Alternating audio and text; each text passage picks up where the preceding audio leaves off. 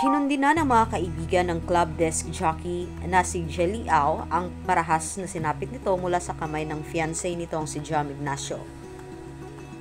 Si Jam ang ex-boyfriend ng actress at TV host na si Carla Estrada. Tumagal ng halos 5 taon ang relasyon ni na Jam at Carla at napabalita ang kanilang breakup noong July 2024. Nang sumunod na buwan, August 2024, nagulat ang marami nang mag-post si Jam sa Instagram ng larawan nila ng bago niyang girlfriend na si Jelly. At noong November 2024, sa ika-4 na buwan pa lamang ng kanilang relasyon, nag-propose na ng kasal si Jam kay Jelly. Pakalipas naman ang 3 buwan nitong February 12, 2025, nagulantang ang netizens nang kumalat sa social media ang mga larawan ng dugo ang mukha ni Jelly. Base sa social media post ni Jelly at ng kanyang kapatid na si Jo Au, binugbog si Jelly ng kanyang mismong fiancé na si Jam. Ayon sa salaysay ni Jo sa kanyang Facebook post nitong Miyerkules ng umaga, bigla na lang pinagsasapak at binugbog ni Jam ang kanyang ate na si Jelly. Lumalabas na nasa loob ng sasakyan sina Jam at Jelly nang mangyari ang insidente. Mabuti na lamang daw at nakasigaw si Jelly sa isang toll gate na kanilang nadaraanan at nailigtas siya ng mga pulis. Si Jam naman daw ay tinakbuhan ang mga pulis na huhuli sana sa kanya. Lahat dito sa kanyang post, published as is. Bigla na lang pinagsasapak, binugbog habang pauwi ate ko. Walang kalaban-laban sa loob ng nakalak na sasakyan. Una sa lahat, kung ano mang ginawa ng ate ko, wala kang ni anumang karapatang dampian ng kamay yung ate ko. Ang kapal naman ng mukha mo, Jam Ignacio. Hindi makahingi ang tulong ang ate ko dahil kinuha mo yung cellphone. Buti na lang hindi nabasa yung RFID sa toll at nakasigaw yung ate ko pagbaba ng bintana at nakahingi ng tulong sa teller sa toll gate. Ngayon tinakbuhan mo yung mga pulis. Wala kang awa, demonyo, mapapatay mo na ate ko. Update po kay ate, magpapamedical na kami ngayon and magre-report na sa pulis. Sa kanya namang sariling Facebook account, nag-post si Jelly ng 3 larawan nang nagpapakita rin ng kanyang bugbog saradong mukha. Sa caption, muli niyang inulit ang bantang ipakukulong si Jam dahil sa ginawa nito sa kanya na halos ikamatay raw niya. Nanggagalaiting sabi ni Jelly, "Happy Valentine's! Tang ina mo, Jam Ignacio, mapapatay mo ko, wala akong ginawang masama para ganituhin mo ko. Halos mamatay ako sa ginawa mo, papakulong kita."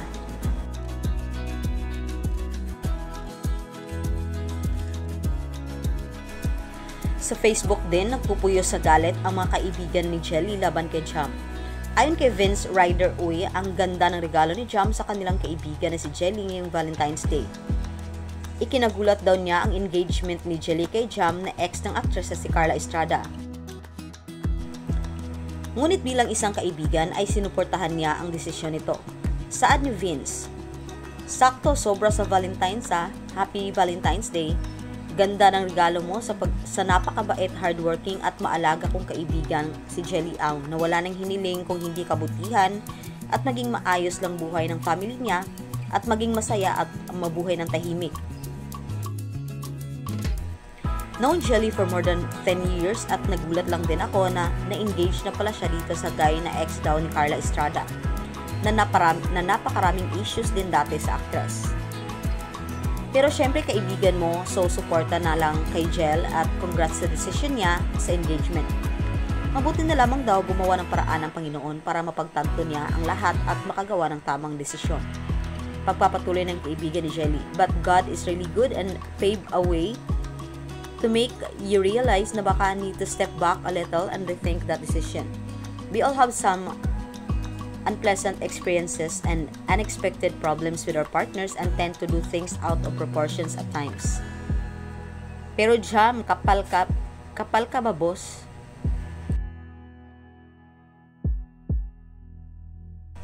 Medyo out of line na itong ginawa mo sa kaibigan ko. May sa demonyo ka na." Mensahe pa ni Vince kay Jelly, "Kapatid na Jelly, please pagaling ka at gawin ang tingin mong dapat para makamit ang justice na dapat para sa'yo at sa family mo. Sobrang mapagmahal mo na tao kaya alam ko di mo talaga deserve itong nangyari sa'yo o sa mga mangyayari pa sa'yo pagkasama mo siya."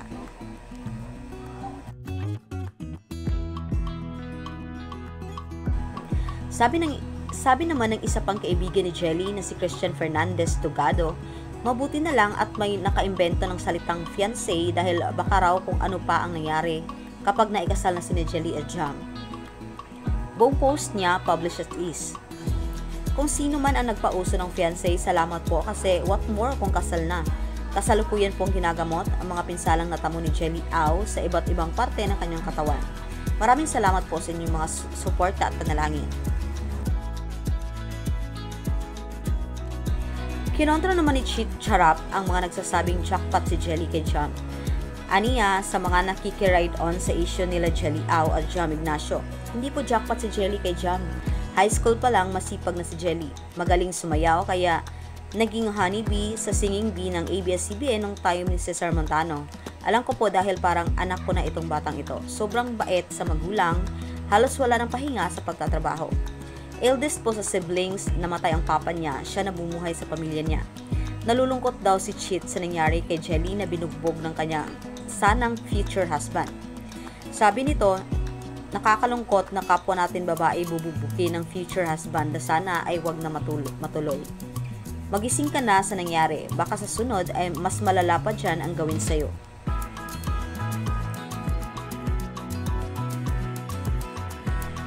Sa Instagram story, nirepost ni Jelly ang mensahe ng suporta ng kaibigang si Joma Mirano Ballesteros.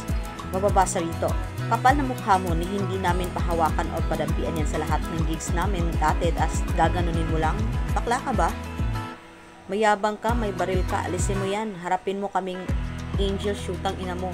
Punong-puno na ko, tagal ko nang nananahimik ngayon ay siwalat na lahat ni Mima.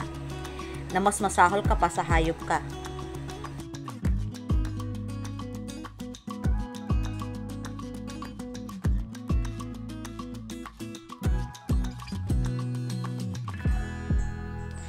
Thank you for watching. Manatiling updated, i-click ang subscribe button at notification bell.